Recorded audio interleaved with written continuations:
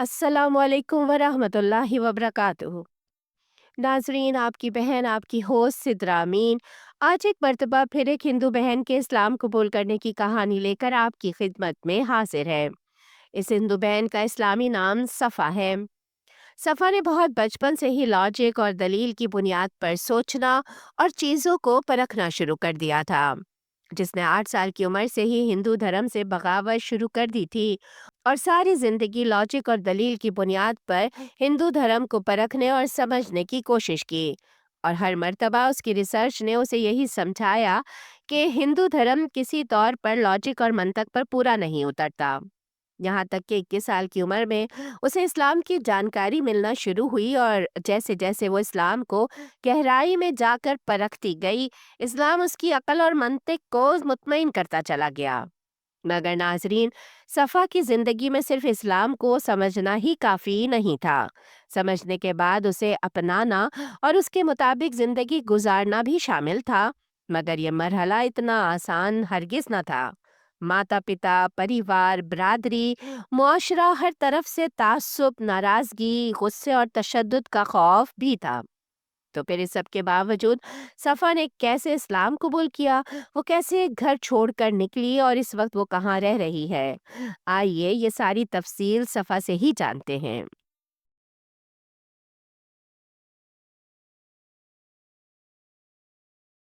So,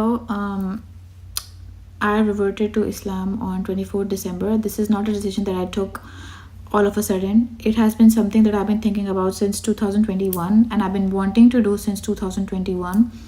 But since I was in India and I just couldn't do it. And I didn't feel like doing it over there either. I didn't do it over there. मेरा नाम सफ़ा है और ये मेरा वो इस्लामी नाम है जो मैंने इस्लाम कबूल करने के बाद इख्तियार किया। इस्लाम कबूल करने से पहले मेरा क्या नाम था, मैं इंडिया के किस हिस्से या कौन से शहर में रहती थी, ये सारी तफसील बताना मैं ज़रूरी नहीं समझती। हाँ, ये सच है कि मैं एक हिंदू घराने में पैदा हुई। मेरा बचपन एक ऐसे घर में गुजरा जहाँ मूर्ति पूजा ही को धर्म माना जाता था। बल्कि यूं कहना ज़्यादा दुरुस्त होगा कि मूर्ति पूजा के बगैर धर्म का तस्वुर ही मुमकिन ना था। हमारे घर के एक कमरे में बाकायदा मंदिर बना हुआ था, जहाँ सुबह शाम दिया जलता और देवी देवताओं की मूर्तियों के सामने फूल चढ़ाए जाते। मेरी माँ हर पूजा से पहले गुस्ल करती, साफ कपड़े पहनती और बड़े इन्हमाक से मंत्र पढ़ती, जिनके मायने शायद ना वो खुद जानती थीं और ना ही कभी किसी ने हमें समझाने की कोशिश की।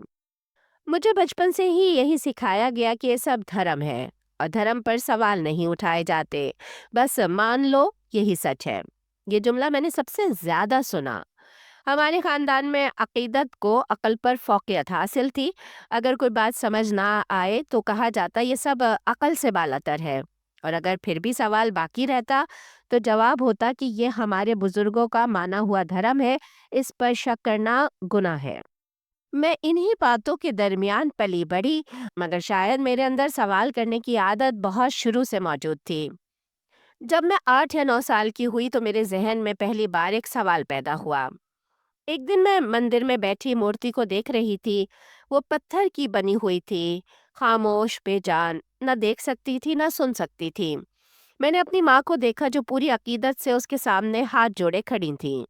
हमारा एक कज़न गूंगा था जो बोल नहीं सकता था, उसका इलाज हो रहा था, और मेरी माँ मूर्ति से कह रही थी कि उसका इलाज कामयाब हो जाए और मेरा कज़न बोलने लग जाए। तो अचानक मेरे जहन में ख्याल आया, अगर ये खुदा है तो ये बोल क्यों नहीं सकता? अगर ये खुद नहीं बोल सकता तो मेरे कज़न को बोलने की शक्ति कैसे देगा?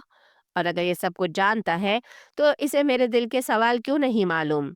इसे क्यों नहीं पता कि इस वक्त मैं इसके बारे में नेगेटिव सोच रही हूँ? मैंने मासूमियत से माँ से पूछ लिया, माँ, ये मूर्ति अगर खुदा है तो फिर ये खुद गूंगी क्यों है? और जो खुद गूंगी है वो आपके भांजे को बोलने की ताकत कैसे देगी? मेरी माँ चौंक गई। पहले तो उन्होंने टालने की कोशिश की, फिर कदरे सख्त लहजे में बोली, ऐसे सवाल मत किया करो, ये बेअदबी है। मगर सवाल तो सवाल होता है, वो दबाने से मर नहीं जाता। उस उम्र में मैंने ये भी महसूस किया कि हिंदू धर्म में बेशुमार देवी देवता हैं।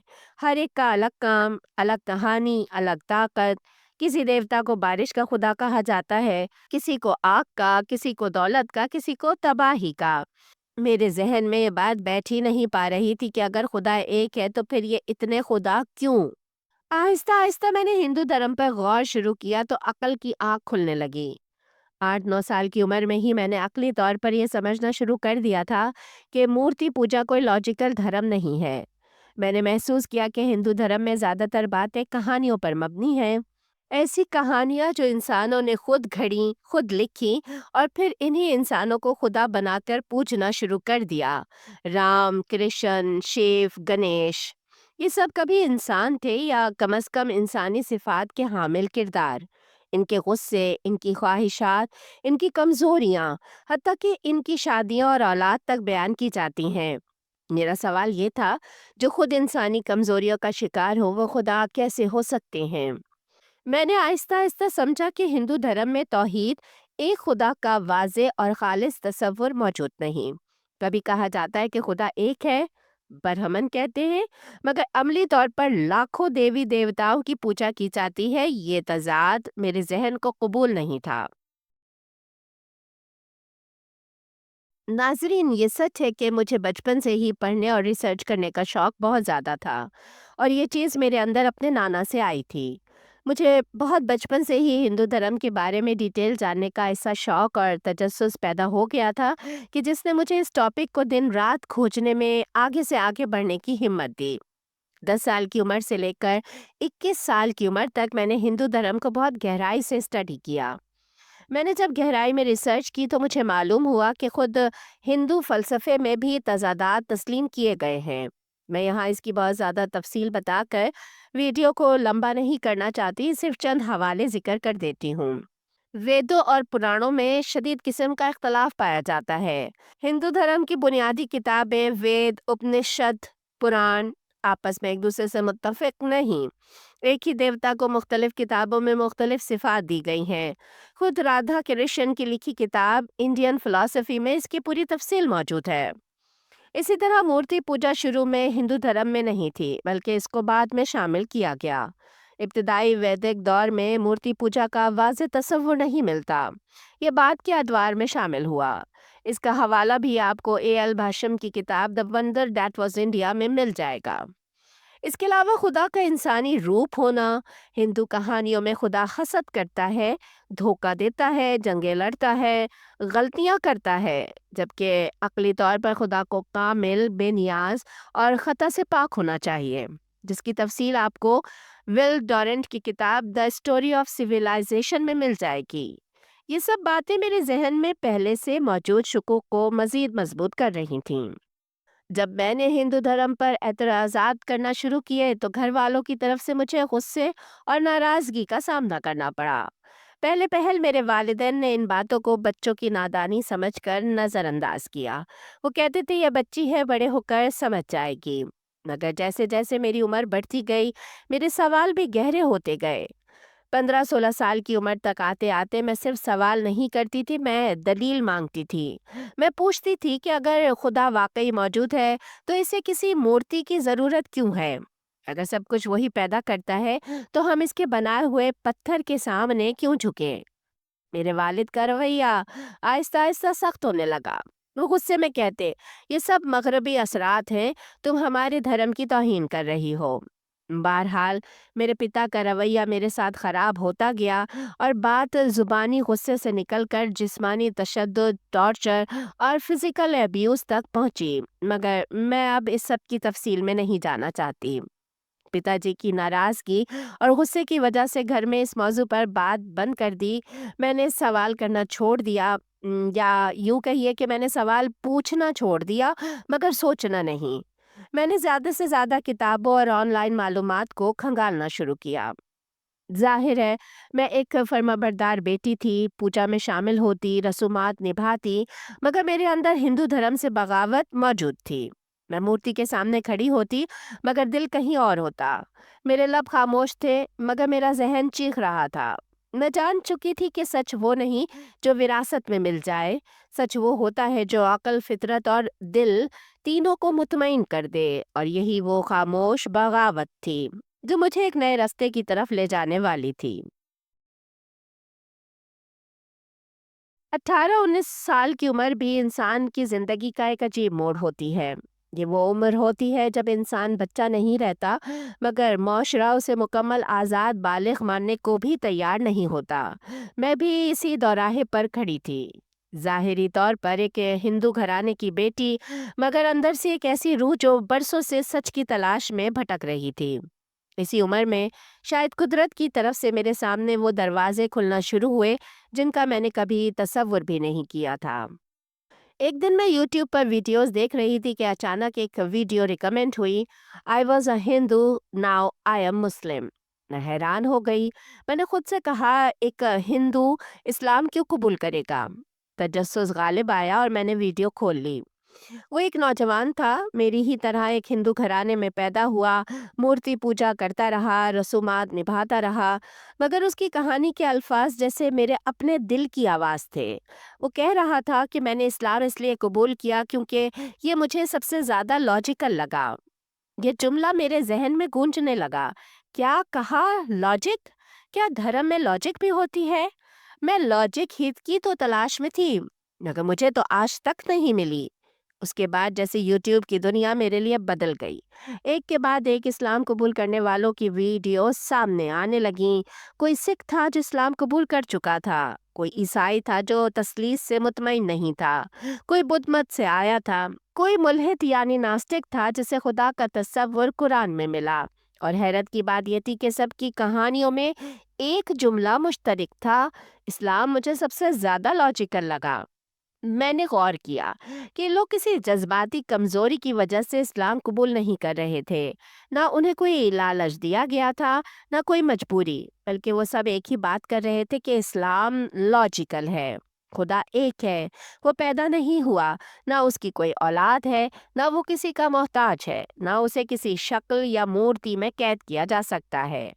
ये वही सवालात थे जो बरसों से मेरे अंदर हिंदुइज्म के खिलाफ जंग लड़ रहे थे, और अब मुझे पहली बार इन सवालात का वाज़ेह, सादा और मंतकी जवाब मिल रहा था।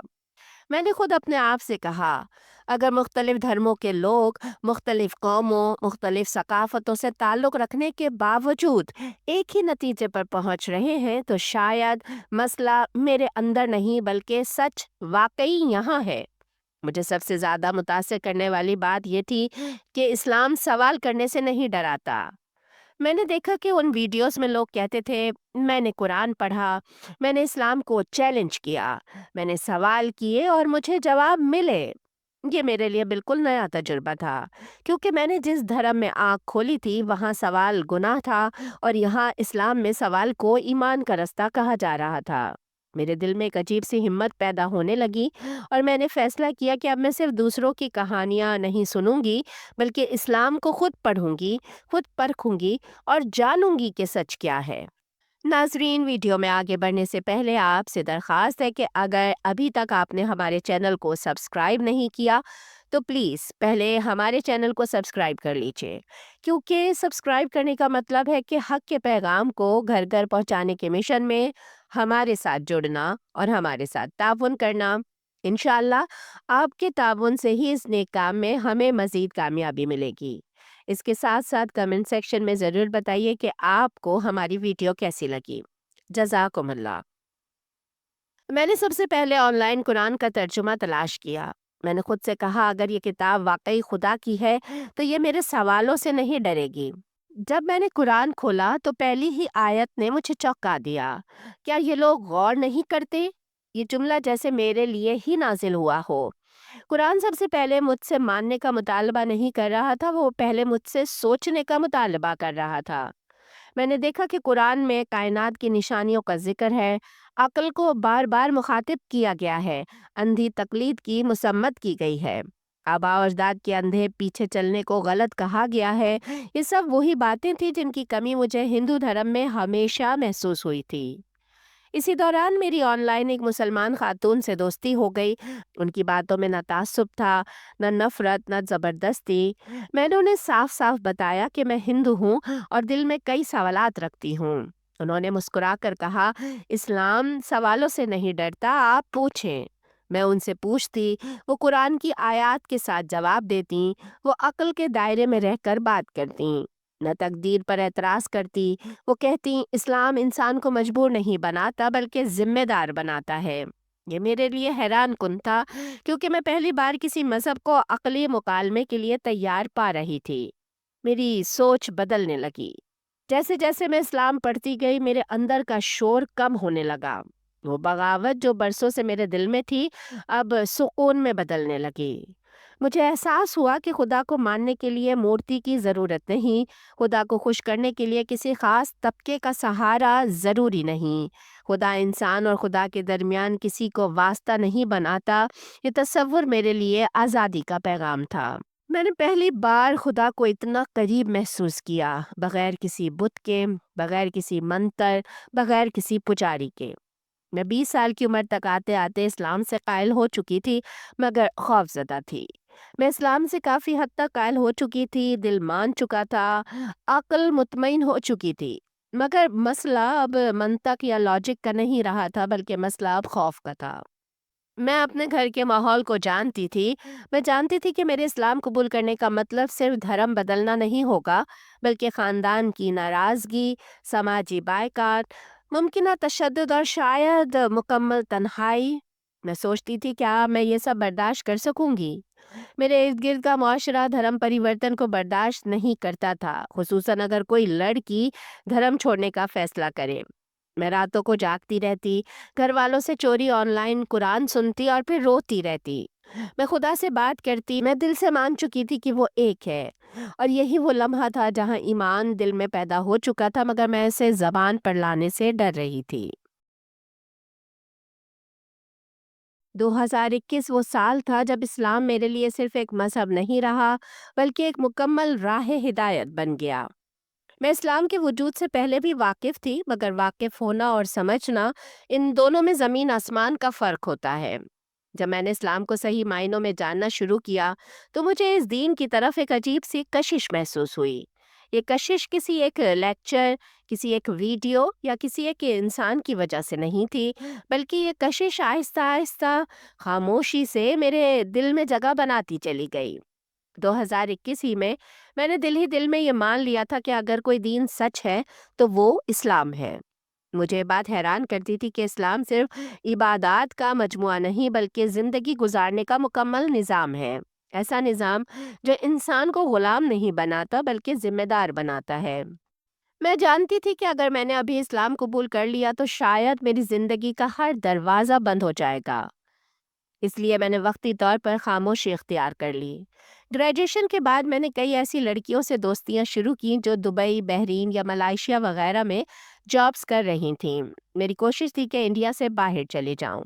جاب اور کیریئر کے بہانے یہاں سے نکلنے کا موقع ملے گا تو ہی اسلام قبول کر سکوں گی۔ دل ہی دل میں دعائیں بھی جاری رکھیں اور خدا سے بس ایک بات مانگتی رہی، مجھے خود تک پہنچا دے۔ آخر کار مجھے انڈیا سے باہر جاب مل گئی اور میرے لیے گھر چھوڑنا ممکن ہو گیا۔ یہ میری ہجرت تھی، مگر یہ صرف جگہ کی نہیں، دل کی بھی ہجرت تھی۔ میں بھارت سے نکلی، ایک نئے ملک میں آئی۔ جب میں یہاں آئی تو میں نے کوئی جلد بازی نہیں کی، پہلے میں نے خود کو سنبھالا، اس ملک کو سمجھا، یہاں کے لوگوں کو اور معاشرے کو دیکھا، یہاں بس پائی۔ تب کئی مہینوں بعد جا کر پہلی بار مجھے یہ احساس ہوا کہ اب میں آزاد ہوں، کم از کم اتنی آزاد کہ سچ کا انتخاب کر سکوں اور اسے قبول کر سکوں، باقاعدہ کلمہ شہادت پڑھ سکوں۔ یہاں مجھے اسلام سے ڈرایا نہیں گیا، یہاں مجھے سوال کرنے سے روکا نہیں گیا، یہاں مجھے مذہب کے نام پر دھمکایا نہیں گیا۔ میں نے اپنے آپ سے کہا کہ شاید خدا مجھے یہاں اسی دن کے لیے لایا ہے۔ یہ وہ فیصلہ تھا جو برسوں سے دل میں پل رہا تھا۔ یہ فیصلہ کسی ایک دن میں نہیں ہوا، یہ فیصلہ راتوں کی تنہائی میں پروان چڑھا، قرآن کی آیات کے سائے میں مضبوط ہوا اور آنسوؤں میں دھل کر خالص ہوا۔ میں نے خود سے آخری سوال کیا، اگر کل تم مر جاؤ تو کس حال میں مرنا چاہو گی؟ اس سوال کا جواب واضح تھا۔ میں جانتی تھی کہ میں اسلام قبول کیے بغیر اب سکون سے نہیں جی سکتی۔ یہ میرے لیے مذہب بدلنے کا نہیں بلکہ سچ کو قبول کرنے کا سوال تھا۔ اور پھر 24 دسمبر آ گیا، جسے اگر میری دوسری سالگرہ کہا جائے تو غلط نہ ہوگا۔ میں نے 24 دسمبر کو اسلام قبول کیا۔ یہ وہ فیصلہ تھا جس کے بارے میں 2021 سے سوچ رہی تھی۔ میں 2021 سے دل ہی دل میں اسلام قبول کرنا چاہتی تھی، مگر وقت، حالات اور ہمت سب کو ایک نقطے پر لانا تھا۔ میں آپ کے ساتھ اپنے لائیو کلمہ پڑھنے کی ویڈیو شیئر کرتی ہوں۔ یہ میری دوست نے بنائی تھی جس وقت میں کلمہ پڑھ رہی تھی۔ Mhm. So now, inshallah, we will go for the declaration or the conversion to Islam. It will be in Arabic. I will say it and you will repeat after me. Okay. Okay. Okay. Okay. Say Ashhadu Ashhadu an an la ilaha la ilaha illallah illallah wa ashhadu wa ashhadu anna anna Muhammadan Muhammadan abduhu abduhu wa rasuluhu wa rasuluhu wa ashhadu wa ashhadu anna anna Muhammadan Muhammadan abduhu abduhu wa rasuluhu. wa rasuluhu. Okay, we'll say it in English.